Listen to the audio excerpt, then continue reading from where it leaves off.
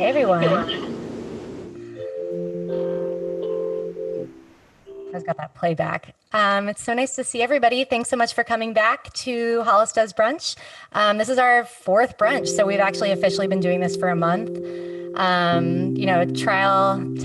Trial and erroring as we go, but I'm really thankful for those of you guys who have been tuning in consistently, and also those who are tuning in for the first time. We have such a dope lineup today. The energy is bomb. We've just been hanging out on the Zoom. Waiting for 11 to strike. So it's exciting to see you guys here today. All to support Little Tokyo in LA. It's a neighborhood that has battled adversity throughout generations. And so this time during COVID is no different. So I'm really thankful to be able to bring folks together who are really leaders in their community to share how things are on the ground there, and for us to support folks that are experiencing hardship right now, whether that be in the hospitality industry, the elders, the artists. So yeah, thank you so much for being there. I'm going to start it off with a song. I actually got commissioned to write an Earth Day anthem for Earth Day Northwest up in Seattle. So shout out to Earth Day Northwest 2020. Their campaign is called Voices Carry. And so I wrote a song called Voices Carry. And I hope that it inspires you to take a breath, appreciate the environment that we have before us, and think about how we can each do our part to impact its health.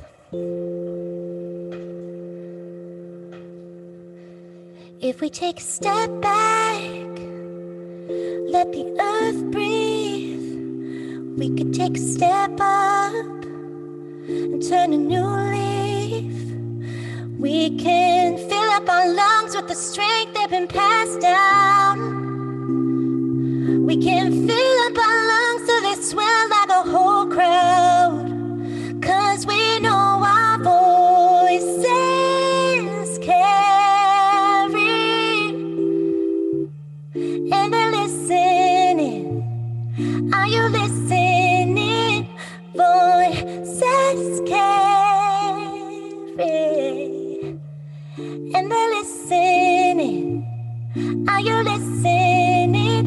It won't be different till we make a difference.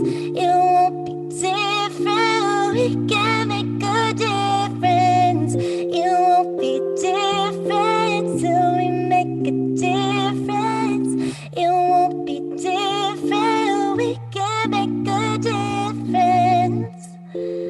Hey, hey, hey, hey, my voices carry, and they're listening. Are you listening? Voices carry, are you listening?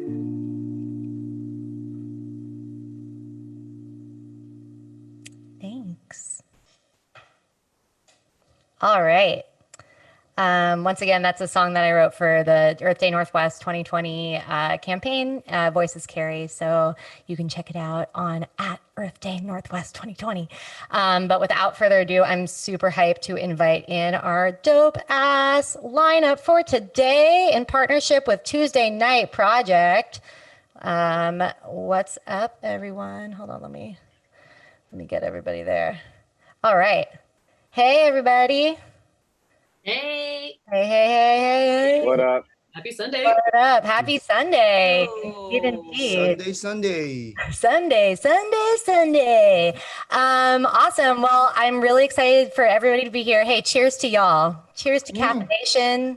Cheers to partnership while sheltering in place.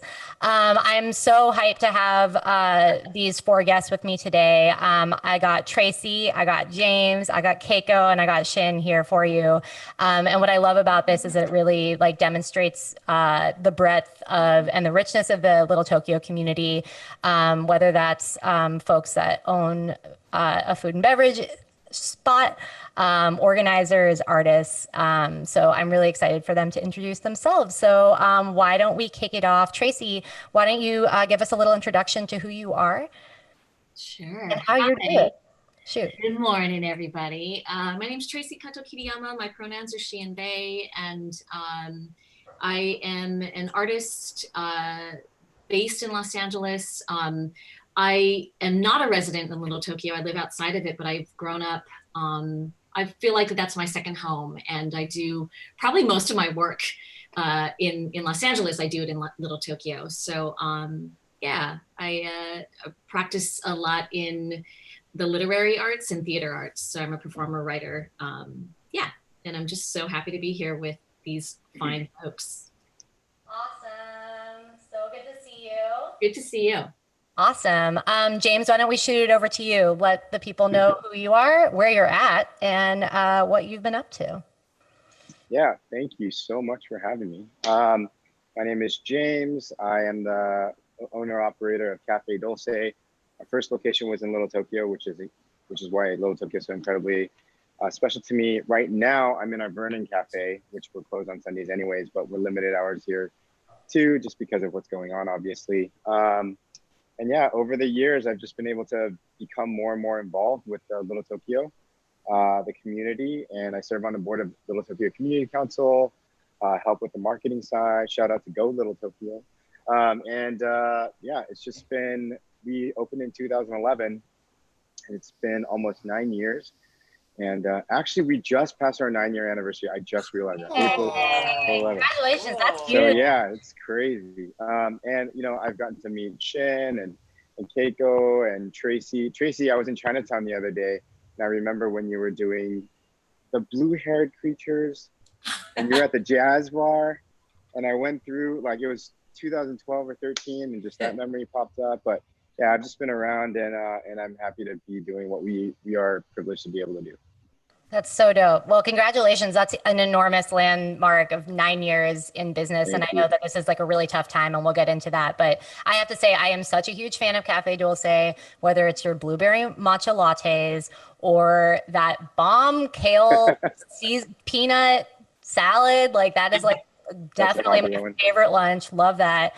And all of your baked goods are so incredible, from the roti to the donuts. It's definitely a craving. And you guys are open for takeout during this COVID shelter in place. So I think it's important to know.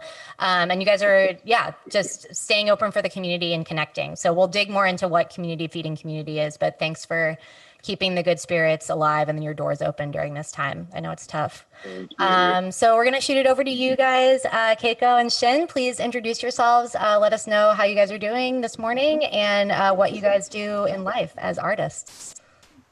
Hi, hey everybody. It's Keiko and Shin. Hello. Hi. It's so funny. We've been here in the area, Little Tokyo area, Year and a half. for like a year and a half. We love it. Look where I went this morning. Hey. So funny. Right? Product. I know who I'm seeing today. But we're both artists. I'm an actress that has been working in Los Angeles professionally since 2000, and currently on a show, Prodigal Son. I'll pitch it. I'll talk about it because it's we have. I have not rehearsed this. I'm usually better than this. But tomorrow we're coming back live with our last 2 episodes of the season, and I will have our season finale a week from tomorrow. So yeah. Whoa. And this is my husband Shin, and we've been married for how long, Shin? 15 years. 15 years. Hashtag this is 15. Right, Traci? Where is the time gone? Where has the time gone? Yes. Traci and I met in 2000. Actually, we all met in 2000. And Yeah. I've been fortunate enough to be in the loop with all the happenings in the TNC. So I've been coming down here a lot, even when I was living in the Valley. But we made a move in 2018, and we've been happy ever since. And so fortunate to have all these cool businesses including, Cafe Dulce. I mean, we frequent a little too much. Frequently. Little too much. I don't know that James would say it's too much. I think he would say that it's Just right. Which is Yeah. often. Take my which is money. very- Take our money.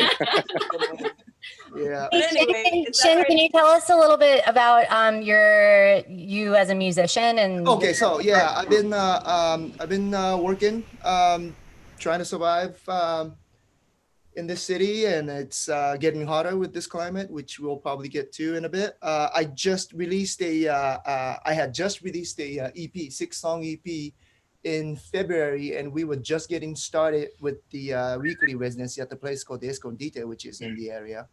And then this thing happened. So I'm trying to kind of put myself out there. I was never a YouTuber, but I'm trying to do more videos now. More of a kind of an old school kind of guy. Just, I was more on the street playing gigs and stuff. But well, now that I have the original material and everything, I figured out it's a good excuse for me to start producing more content. So that's what I've been doing. that's really real. I mean, obviously, you guys are all here on my experiment to try to produce more content in the age of COVID. Yeah, So it's off to you, man. It's great. I mean, shoot, but I think Awesome. that like for me, I totally hear that. I think it's hard because when all the gigs dry up and that's what we know best and how we know how to center our craft.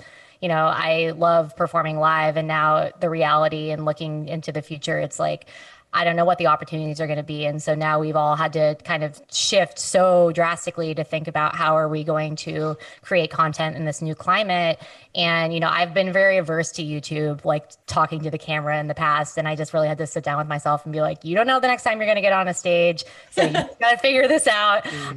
So thank you so much for participating in my grand content experience. And yeah, I mean, Shin, I think it's kind of about us all coming together too, and making sure that even though we're physically isolated, we feel connected and being able to support each other as artists as we kind of navigate this terrain. So I wanted to shout out Tuesday Night Project and Tuesday Night Cafe. I am so grateful to have performed like one of my first ever solo shows at Tuesday Night Cafe. The bi-weekly open mic series that happens on Tuesday nights in Little Tokyo. The community, when I went, it was over 100 people. Everybody was so warm. It was such a beautiful array of poets and dancers, and the art was really incredible, and the community really embraced and held and nurtured each performer in a way that I thought was gorgeous. So Traci, I'm curious, like as one of the founders of Tuesday Night Cafe and Tuesday Night Project, if you could just tell us a little bit more about what it is and what kind of birthed the project and where you guys are at right now. Yeah. Tuesday Night Project is kind of at this point, a big network of folks, artists, community organizers, local business, pretty much partnership with all of the main community organizations in Little Tokyo. But we started as like a really scrappy bunch of artists back in 1998, looking for a way to find space for ourselves and our different artist friends who, a lot of people felt very isolated, and the way one of my friends put it was there wasn't this feeling of like an Asian American scene, and there weren't, basically any clubs reaching out to our musicians. We were all really trying to figure out ways to bring people together. And I was really inspired by events happening in South Central, at the World Stage, at Self Health Graphics in East LA. I was really inspired by what was happening in Highland Park with a place called the PRC. And they were like multi-generational, multidisciplinary, like what I feel like is true art and community space. They weren't showcases. They were really about bringing folks of all different disciplines and genres together, and people who really just needed to talk about what was happening in their communities. So I had approached Little Tokyo Service Center about this space called the Union Center for the Arts, which is on Judge John Iso Street between First and Temple in Little Tokyo. And at the time, they were just opening this building, and it was exciting because visual communications, the like Los Angeles Asian American Media Arts Center, and they were going to be in the basement. East West Players, the First Asian American Theater Company, they were going to be upstairs, and there was LA Art Court coming into the gallery. And so I was super excited. I was like, oh my gosh, here it is, a space where a bunch of people can like come together. You know, there's gotta be some other space inside that like all these independent groups and artists can share. So I went over there and they're like, I don't know, there's no way to have a multi-purpose space. It's a historic site. We can't renovate it. We can't expand it. We don't have the money to do that anyway. But maybe you could do something in the lobby. And the lobby is like literally like 10 feet by 10 feet, you know? And I was so bummed. I was like, oh God, it's the Union Center for the Arts in Little Tokyo. And I kind of like was just really sad. And I kind of walked outside into the courtyard and I was like, oh, what's this courtyard? And Evelyn Yoshimura, what's this? And what's gonna happen here? And she's like, well, it's the courtyard where people are gonna like, you know, pass through to get into the building. But she's like, you know, we need people to come into Little Tokyo. At the time, you know, we're talking 1998 into 1999, the mid 90s into the late 90s were really rough in Little Tokyo. Like there were seriously thoughts that it was gonna be yet another Japantown that was gonna die. And so, you know, Bill Watanabe at LTSC and Evelyn and other folks, they're like, we need young people to come and invest in this community and be a part of what's happening. And go ahead, use the space, use it for free, you know, try it out. And at the time, they didn't tell me this until like 15 years later, but at the time they thought we were gonna last maximum 2 years. They're like, yeah, do it, you know? And they knew some of us as like young writers and actors, but they didn't know if we could pull off like an event, like producing something. So, you know, we took the challenge and we took the free space with gratitude and now, yeah, we're in our 22nd year and it's such a strange thing because, you know, we started out as one of our main tenets being that we were a revitalization project for Little Tokyo. And now in this time of COVID, it's so fascinating and a bummer, but also like really showing how much like we still need to be that, you know, and investing in mutual aid and highlighting some of the projects that James is going to talk about. And you know, we're still a revitalization project of Little Tokyo and in just a different way and in a very particular way at this time. So that's amazing. What an incredible story. And I think like, yeah, I mean, so how long has it been happening? They thought you were going to last for 2 years, but how long? Oh, we are in our 22nd year. Yeah. The longest running, Asian American country. You're like, I see your 2 years and I raise you by 20. And so really quickly, could you maybe let us know, obviously we can't gather in the iconic courtyard that you guys activated and that your artist brain saw as an opportunity, as a giant stage to bring community together. So how are things feeling right now and what's the plan moving forward for the community? We're still hashing it out. I think, you know, Sean and I are like with the whole team, just leaving a lot of space for dreaming up new things. And so I think we're very close to a cool thing that we're going to do this summer, anticipating that it's very possible that we won't be able to come together live this year. Our season usually ends in October. And so I don't know, we're not really sure about that. So we're thinking in other ways, like how can we do something where we're not just trying to do a duplication of what happens live because it's just different, That's not the vibe. And the other thing we're doing is a tea and letter writing program monthly. We have done 2 virtually and have brought together lots of different people that wouldn't actually come if we were doing it in person because they're really far. They're like 60 miles away. And so we're continuing to do that as an initiative for the project and the organization. That's dope. Yeah. And I again, kind of like to what Shin was saying in terms of like, oh, okay, like, you know, I was in the midst of my album release campaign and now I have to pivot and think about what kind of content I want to create.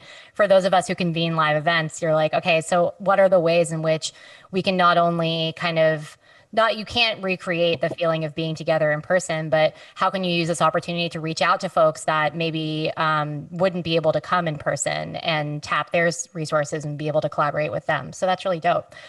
James, why don't we move on? Or my bad. We'll get to you in a second.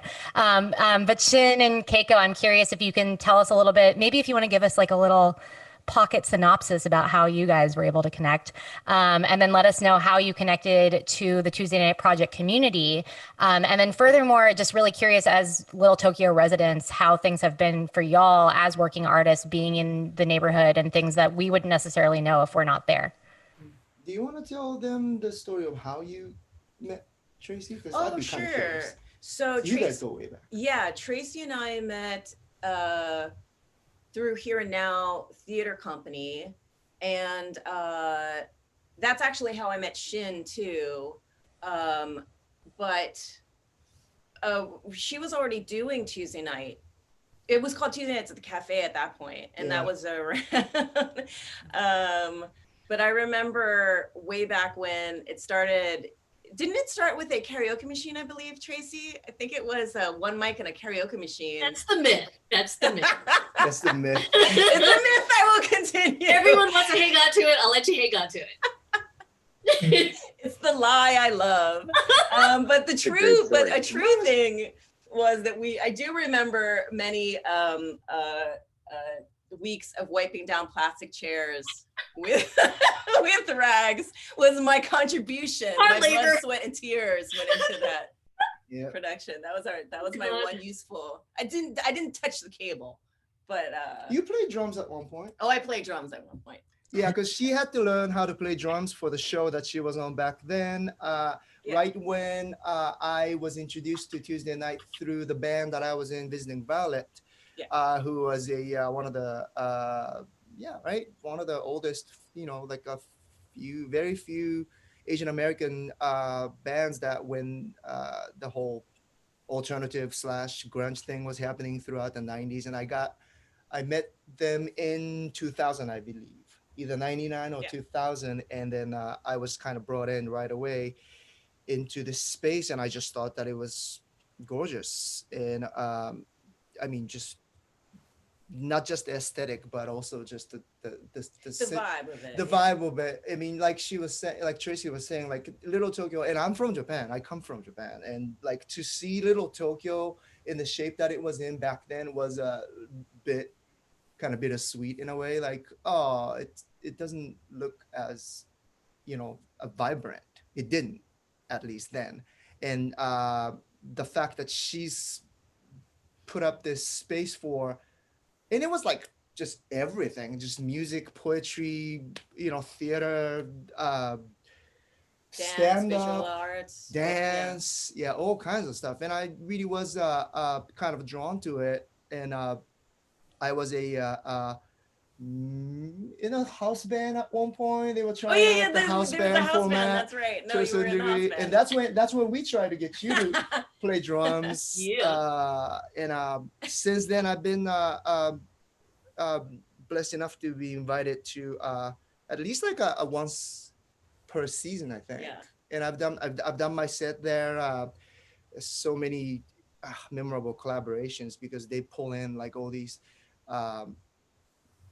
JA Asian American musicians and artists that like Tracy usually kind of throws like, why don't you do something with this guy that plays taiko, or why don't you do something with this guy that plays flute and all that stuff. And it's not only a challenge for me, but it's like a great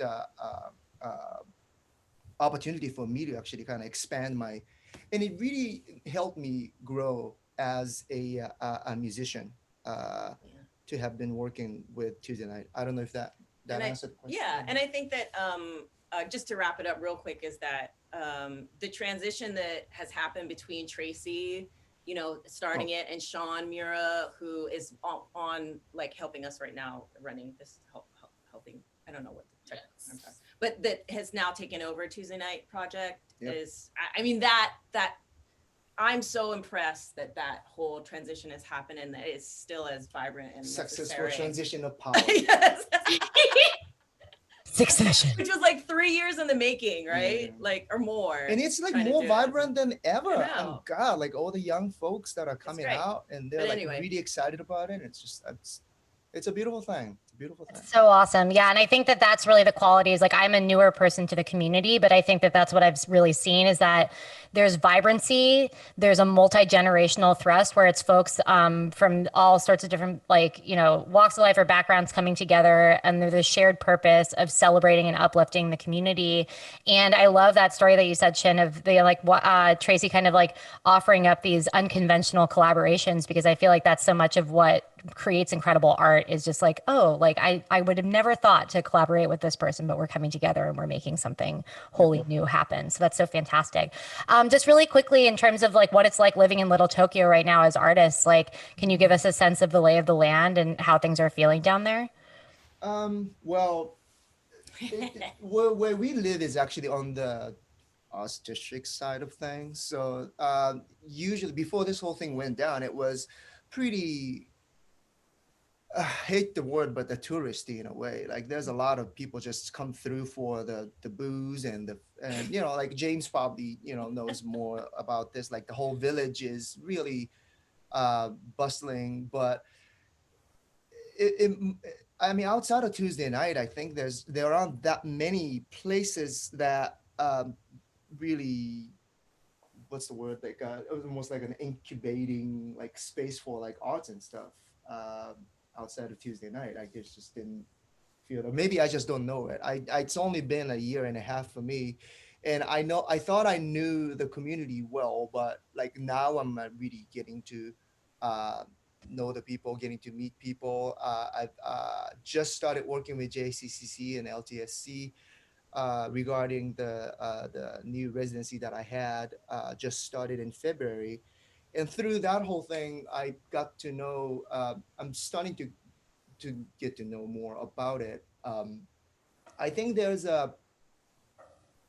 I thought that we could, me and there's a couple guys that I co-host the new residency with, Paul Date and Go Nakamura, who just lives just down the street from us.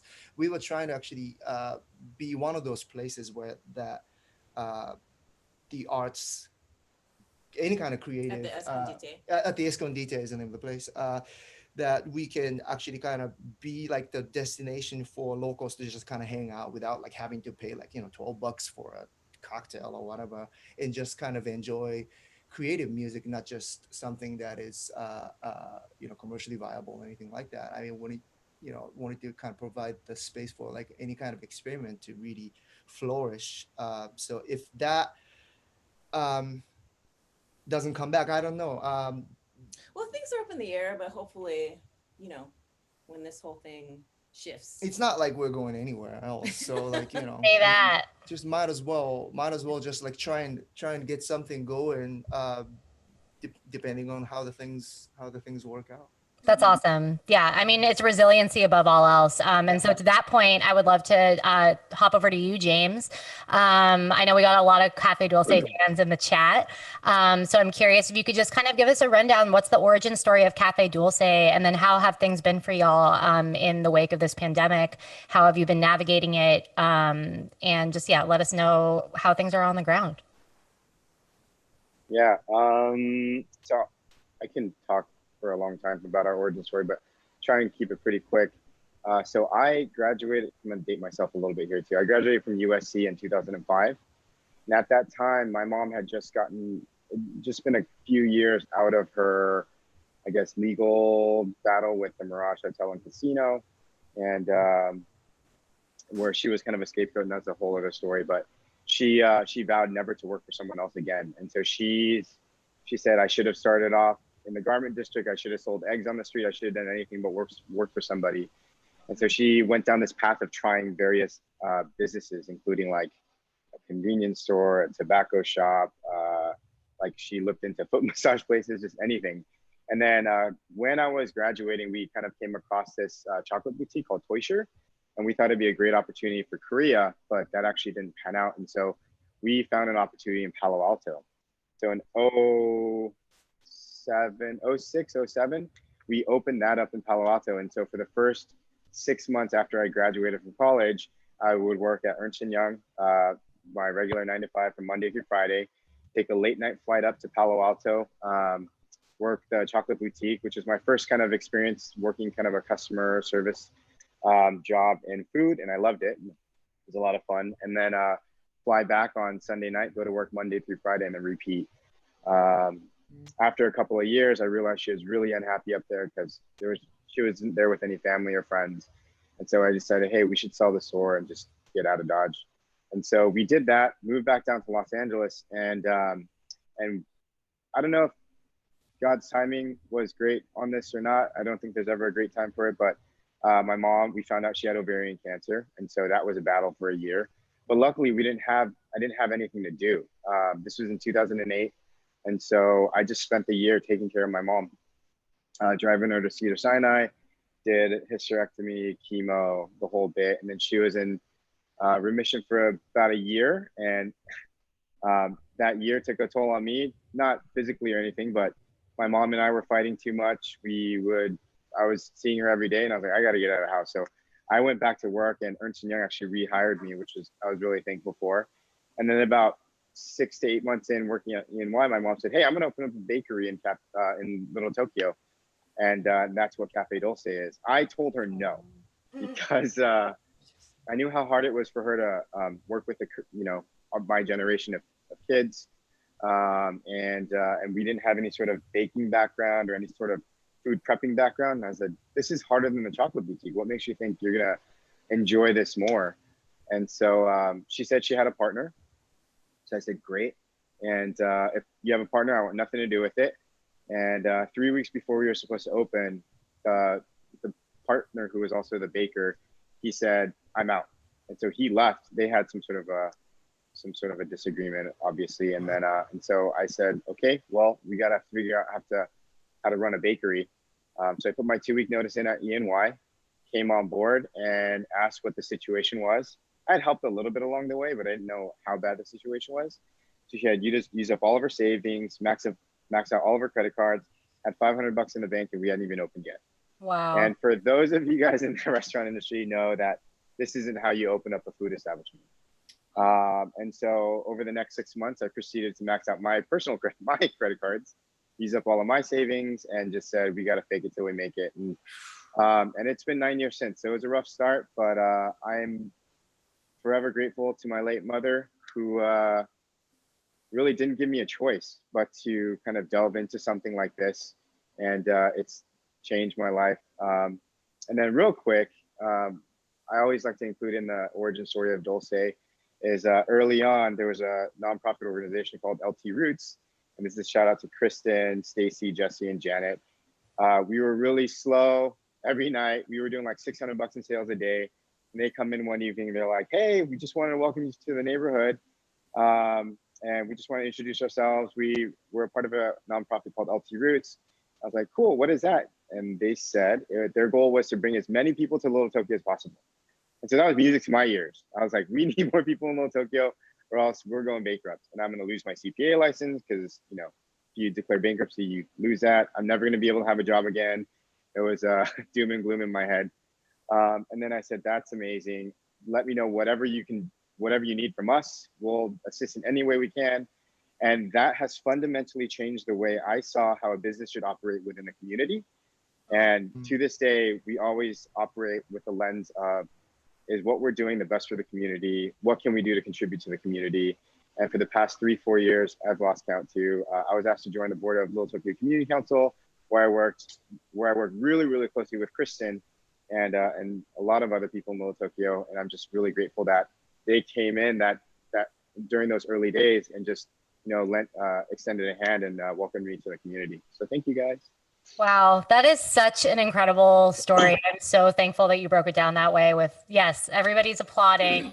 What an incredible story, your mother and her resilience and her vision, and just the fact that she said, I never want to work for anybody else. I should have sold eggs on the street. But I think that really struck a chord with me. I grew up in my mom's Chinese restaurant, and it's kind of crazy. It's a similar story in a certain sense because she had the same thing where she had a co-owner and the person backed out right before, and she was like, well, what am I going to do? I'm just going to take this on. And she was pregnant with me at the time. So thank you. That was such a brilliant story, and such an incredible story of one woman's vision come to life. And to think that you were discouraging her from opening Cafe Dulce and that you were maxing out all your credit cards, and now y'all have 3 locations and are just such a staple in the community, really speaks to the testament. And then furthermore, like the community connectivity. So to that end, I was curious if you could tell us more.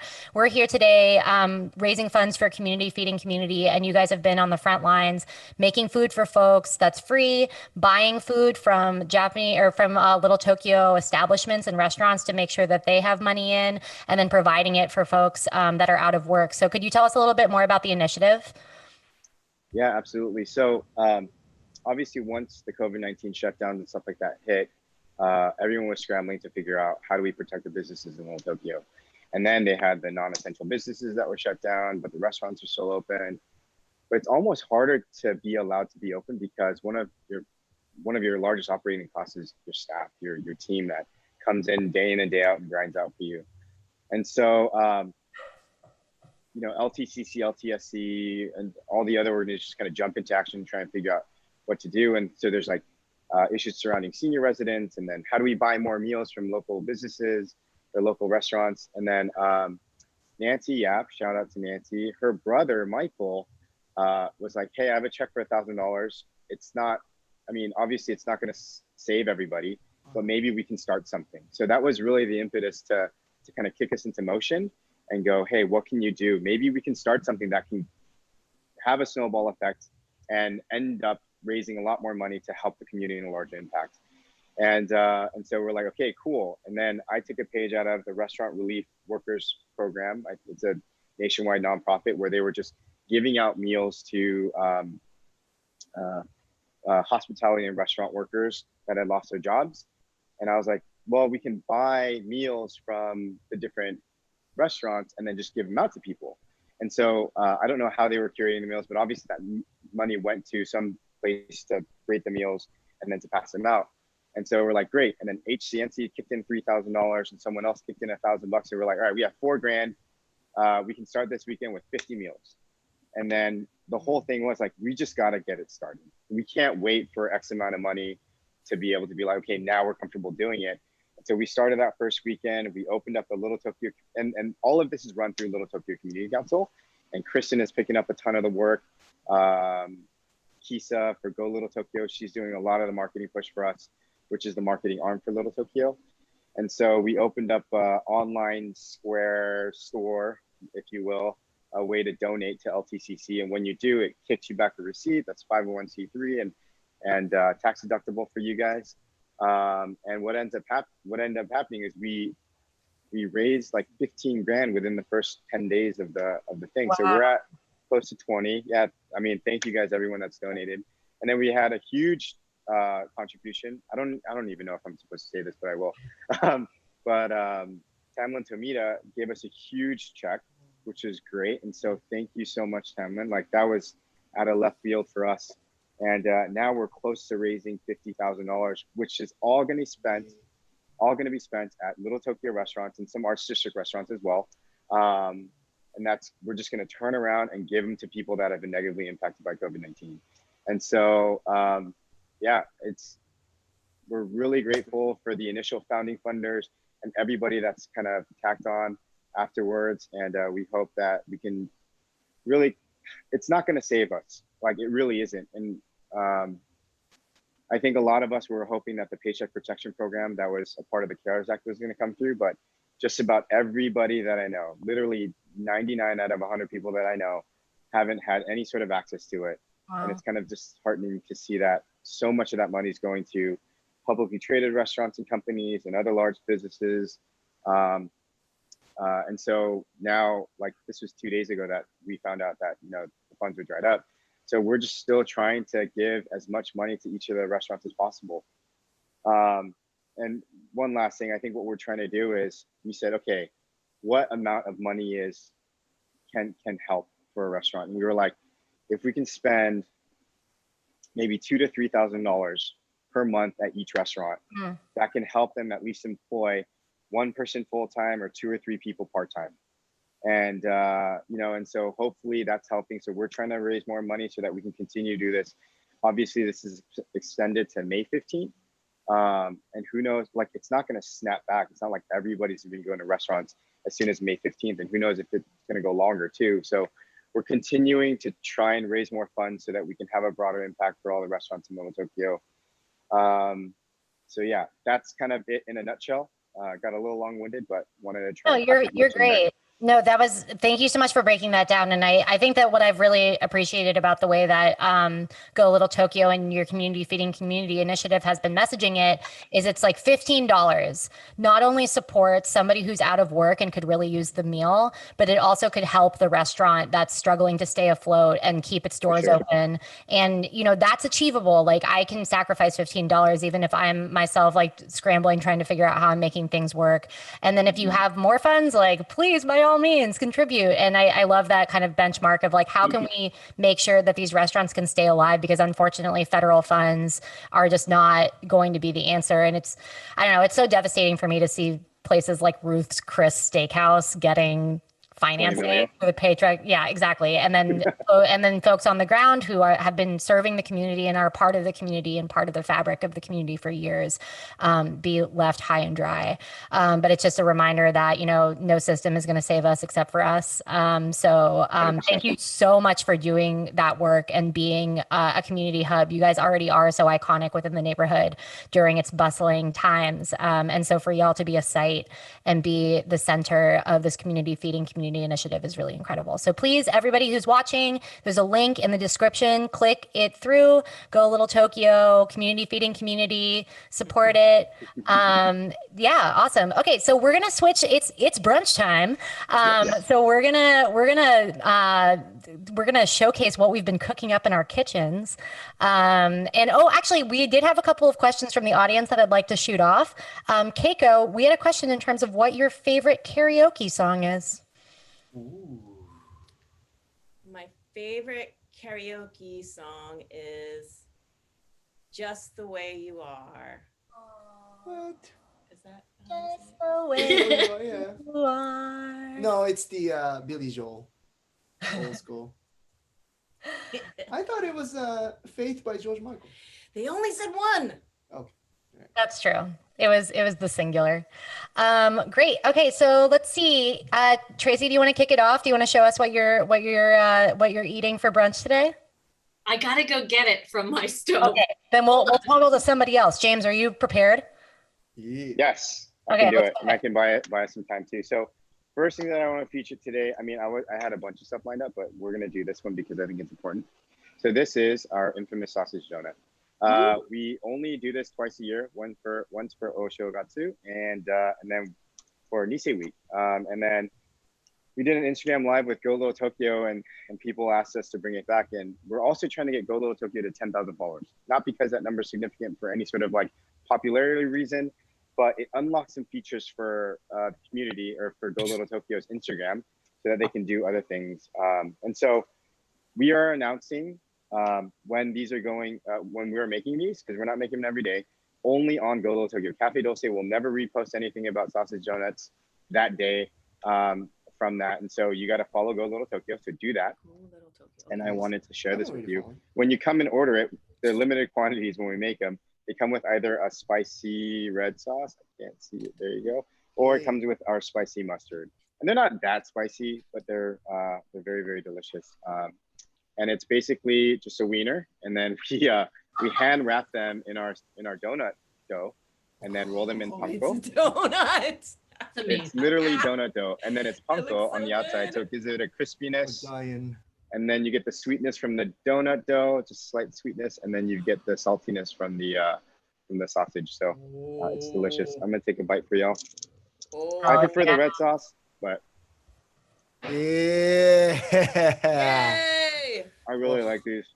This is basically on diet during Nisei Week. Hell yeah, that is delicious. That sounds so bomb. James, were you gonna try to make? You could actually just like make an ambient cappuccino while the rest of us are. So I'm gonna move this over here.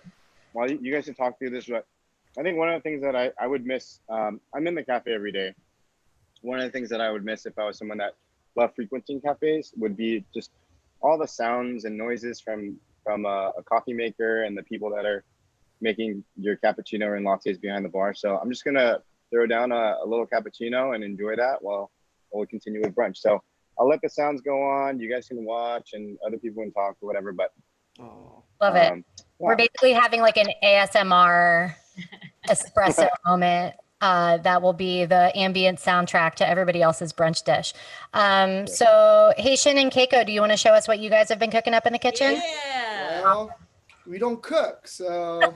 No, do you want to start with yours first, or do you want to Oh, start with this okay, first? sure. All right. Okay, go with yours first. Well, I don't make anything, but I do this.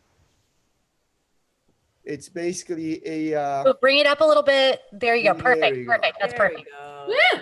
Explain it. So I just basically cook the rice, and I love myself some natto, and I think natto and kimchi are basically just the destined to be together. Dude, They're so like good.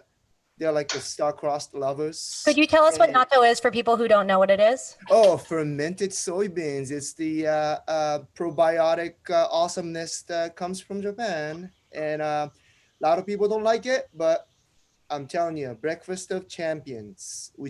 I just added like egg to it because it kind of looks like a bibimbap or something like that. But what I usually do is just like get the couple of chopsticks and just like mix the shit out of this thing and just starts off my day right with the size of. It's not closed. Oh, it's not closed? Okay, sorry. This is by far our favorite salad. It's the kale salad from It's- Cafe I'm Dulce. obsessed with that. Dude, salad. you guys I'm are not even. best. so funny. It is the best. Okay, wait. You know what else is the best? This Is that is the, the portobello? portobello mushroom burger. Oh, It's man. so good. It's so good. Um, It's so good. Okay, You know wait. What's even Wait, better? What's even better? Oh. Do you know what this is? Dinosaur. You guys And are the creamy- hilarious. And the creamy donuts. I I already live. ate one. I used to live on dinosaur eggs. I used He to still live. does I still live on do it dinosaur to a certain degree, but like Still does. I cannot get enough of it. That's awesome. You guys are authentic Cafe Dulce ambassadors. Dude, Gonna thank do you. it. Wait, real quick question. Shin, did you ever play an open mic or play at Balcony Coffee and on South South? Yes. Dude, that was a few I years was back. there that night. You probably don't remember me, but I remember seeing you there that night. Oh, I think that was the first time I had met really? you. Yeah. Oh yeah, West Side. Long time man. ago. Yeah, that was a Oh, few yeah, years yeah, back. yeah. I You know miss what? Ray. Yeah, maybe because that was it's the great guy Ray Sato that runs a coffee shop out there. I don't know if he's still around, but like I got to play there a couple times back in the I don't know a few years back. Yeah. Nice. That's awesome. See how open mics and community gatherings bring people together. I know. 100%. Well, thank you for showing us your cornucopia of brunch. You guys That are was funny. amazing. It was homemade got stuff, yours? and then like enough to feed like many people for brunch. I know. But a portobello mushroom burger sounds so good right now. James, did you make the cappuccino? Can you show I did. us what had I happened? took a little sip of it already. Do you guys see that? Perfect. Yeah. Ooh, look at Yummy, that. yummy. Not so bad. Not so bad. Okay, Tracy, let us know what you're cooking up. Yeah, I'm so jealous to not be living in Little Tokyo. That salad is my freaking lifeblood in Little Tokyo. So whatever, you can drive down here and drop me one off. So but what I'm doing is, so this is a porridge. Basically, this is like, let me explain it really quick. So it's like, I'm calling it my Sunday to Saturday soup.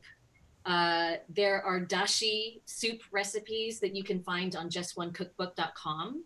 And so it's kind of inspired by a soup that my friend Zen Sekizawa introduced to me, which was like a pork miso soup. But I decided to do like a miso sake soup. I love cooking with booze, like cheap sake, cheap wine. Oh my God. It's the best. Yep. And we have a lot of that here. So I'm just cooking with alcohol. And sometimes I don't like burn out the alcohol, and I've gotten drunk off of my soup. So I've learned how to not do that so much. But the Sunday to Saturday soup is this. Like, it's like, make your dashi however you want. I did it with bonita flakes. And then I just start sticking in like a little bit of mirin, like a rice vinegar, soy sauce, shoyu, and then like maitake mushrooms, shiitake mushrooms, shimeji mushrooms. You know, like you can stick in gobo, onions. I saute some tofu and onions separately and then stick that in. And so it's this awesome soup on its own. And it's really hearty. And then what we do, like a few days later, is put in a smaller pot, like soup up to like 2/3, and then a half a cup of washed rice. Low heat for an hour, and it just soaks up all that stuff and becomes this beautiful brown porridge. It's like so savory. It's like such a savory porridge. I love it so much. Nice. And then like by the end of the week, when we've kind of eaten all the contents out, we still have this gorgeous soup. We throw in some ramen noodles in there, and we have a bowl of ramen. And like literally every time we had like sat down to eat this thing, we were like, this is so good. So that's kind of amazing, right? Like one pot of like, this is so good from fucking Sunday to Saturday, right? Like that's amazing. So That's so cool. I love that. The 7-day Great idea. soup. yeah, I will make sure to porridge with ramen.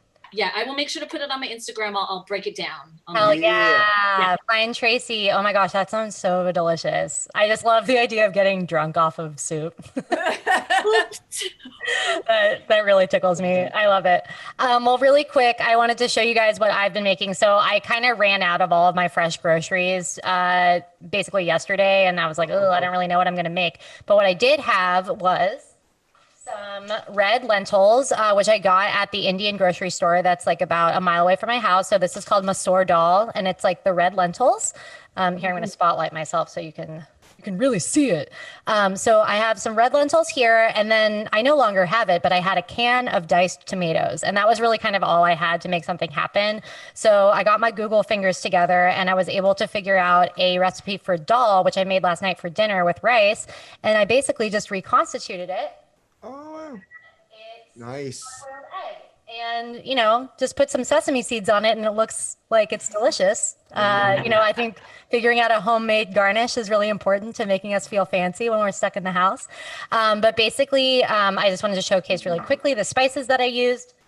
First, ghee. I've fell in love with ghee, and I got this. If you have access to an Indian grocery store, I highly recommend patronizing them, not just to support our South Asian community, but also because it's way more delicious than anything you're going to buy at a supermarket.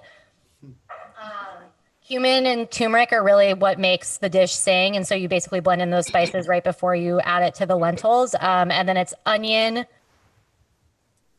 garlic, and ginger that you'll fry up, put the spices in, and then make a hard-boiled egg. And then there you go. That's all. And I also wanted to plug, because I always forget, I have a Patreon that's available to support the Hollis Does Brunch series as we get everything together.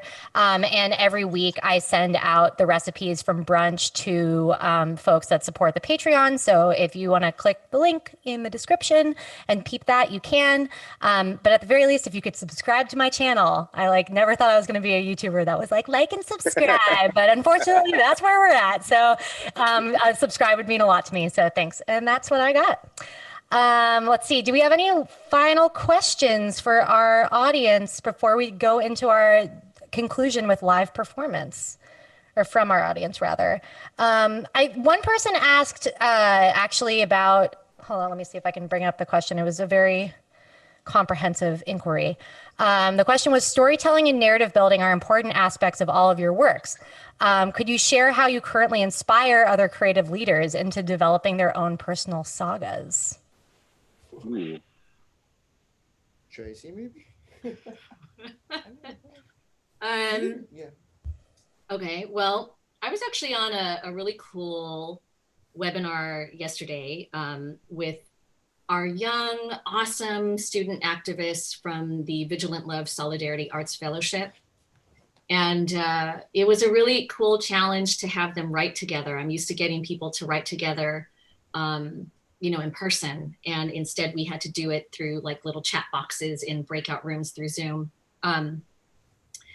But I think just sharing space with folks and building relationships and just sitting down and asking people where they're at and asking them to, like, giving permission, I think sometimes is really important for us to do with each other and us to do with folks that we're working with who are sort of like newer into their careers and into their paths, their creative paths. So, I don't know if it's like so much a question of like, what do we do to inspire? But I think I like to give challenges and I like to give permission and I like to give space for people to just know that it's okay to be funky and exploratory and experimental, and also to understand how important it is for each person to really write and invest in their story, and that their story includes all the people that came before them. So, you know what I mean? Like, I don't know. I get more inspired when I sit down with these folks, in person or virtually,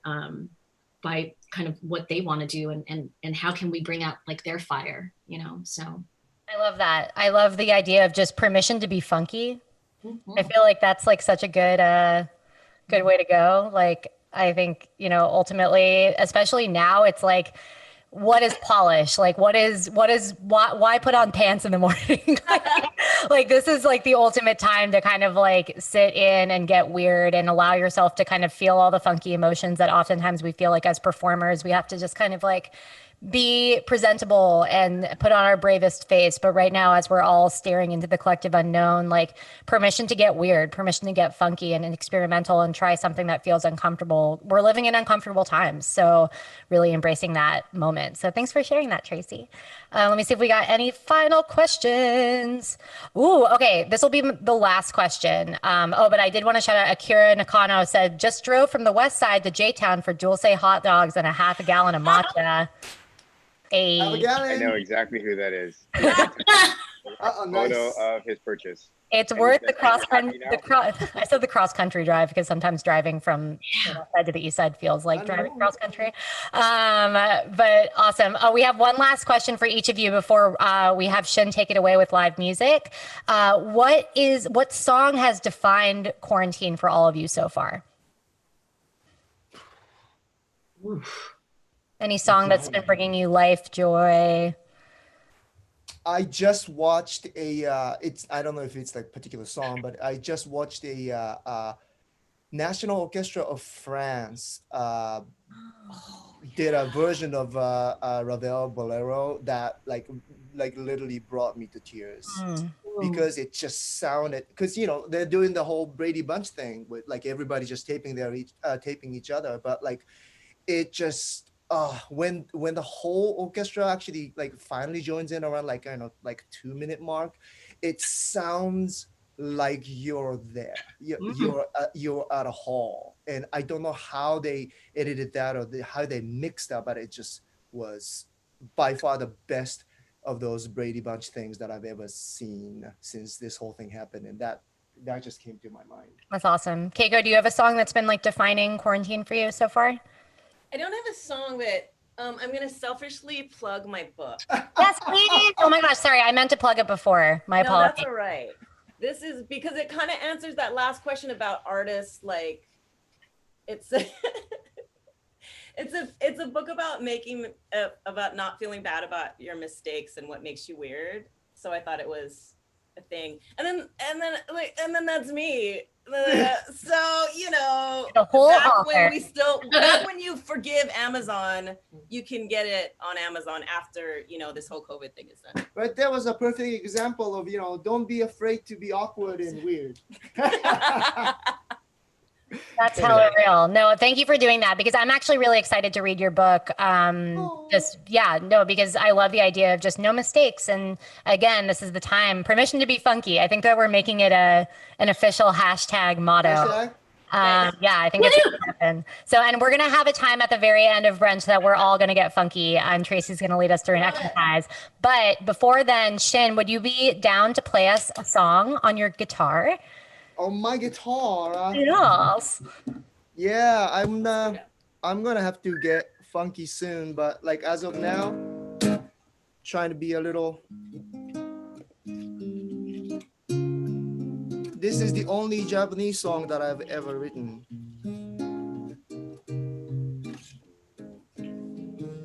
Sounds okay? Sounds great. 僕の大事な箱はとてもいい匂いがする春の日の呼吸を全部閉じ込めたみたいな僕の大事な箱は紫色の包みの中空を越え飛んできた甘い優しさを運んで振り返るのはなくて綺麗なことばかりだけどここに生きる僕には胸を締め付けるようで思い出をほどいて今日がくれるのを待つのはもう疲れた僕の大事な箱はとてもいい匂いがする幸せな時にだけそっと開いてみるだけ同じ時を生きて違う時計を眺めてはまた眠れない僕の大事な箱はとてもいい匂いがする泣きそうな時にだけそっと開いてみるだけ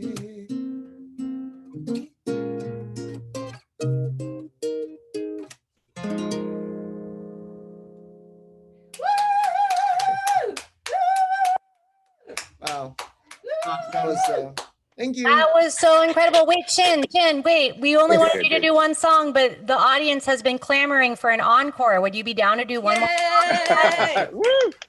Yay! All right. Well, yeah. He was one of my heroes that we just lost. So I figure.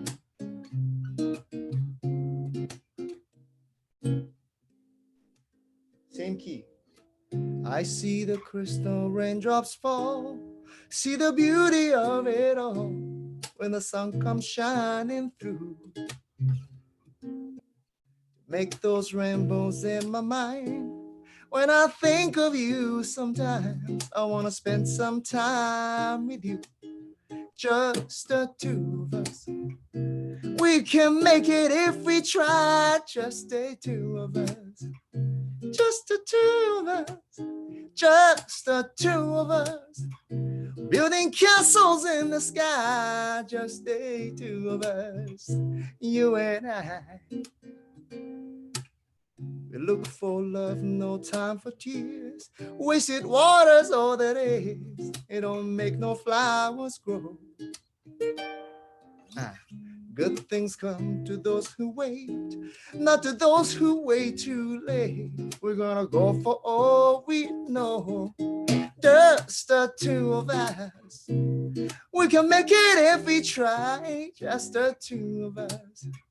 Just the two of us. Just the two of us.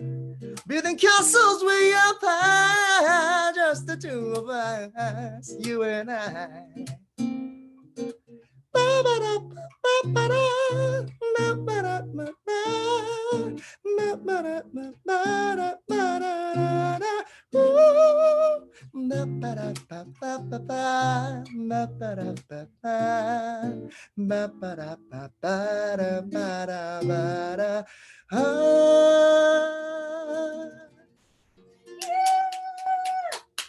Wow, amazing.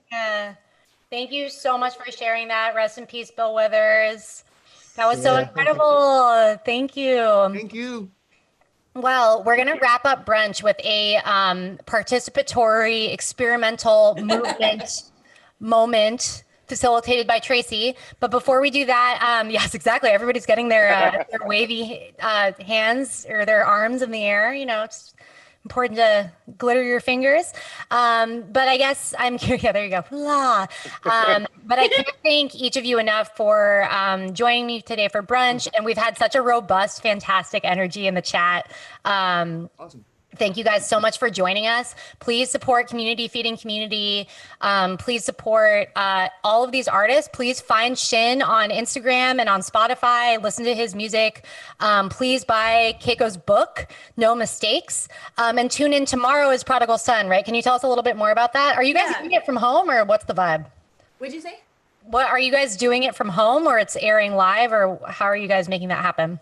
Oh, well, so we're wrapped filming for the season. Okay, got it. So we have those 2 episodes in the can. And so tomorrow night, Fox, 9 p.m.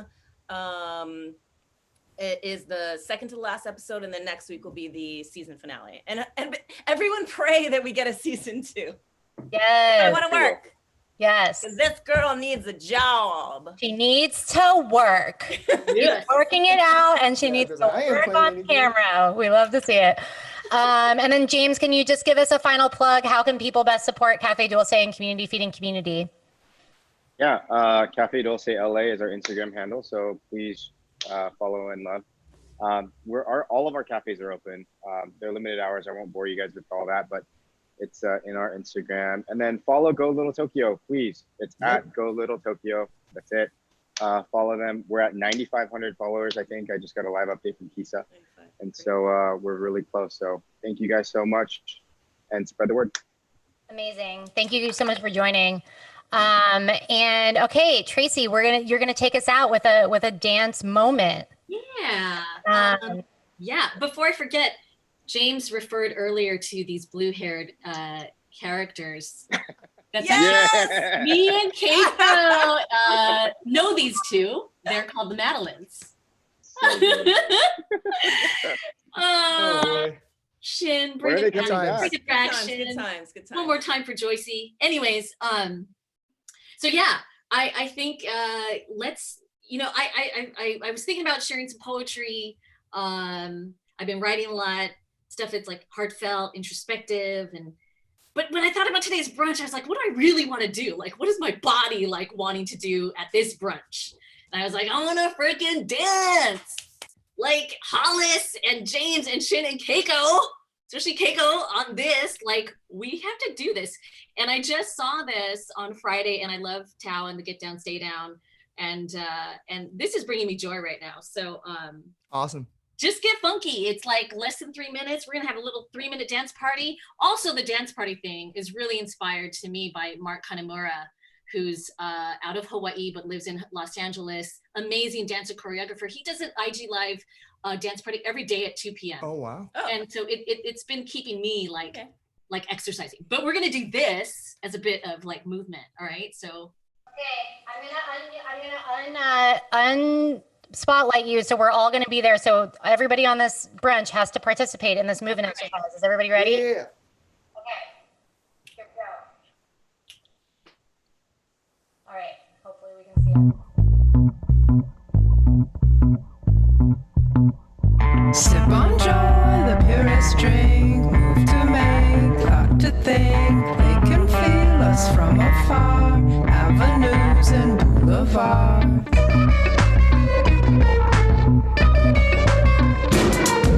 White collar chemical, what you gonna do? Everyone's attending, so you gonna choose. I will not equivocate. If that's so, let's celebrate. Shamefully, shame's claim on me.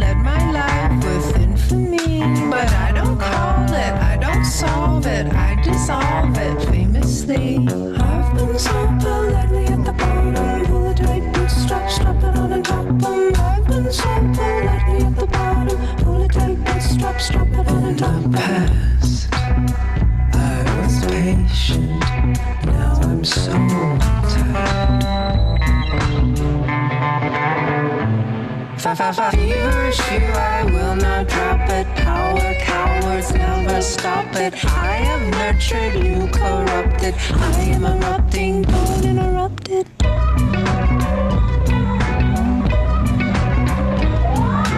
Careful, I'm an animal, trap. First of the secondary class. You know I don't trust you, that's the catch.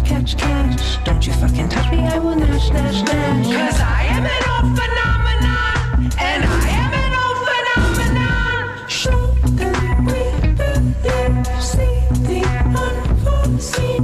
Sharpen canine teeth, get those ringside seats. When the scorched of the earth come back by sea. Sip on joy, the purest drink. Move to make, thought to think. They can feel us from afar. Avenues and boulevards. I've been so politely at the bottom. Pull it tight, bootstrap, strap it on the top. I've been so politely at the bottom. Pull it tight, bootstrap, strap it on the top. I've been so politely at the bottom. I've been so politely at the bottom. I've been so politely at the bottom. I've been so politely at the bottom. I've been so politely at the bottom.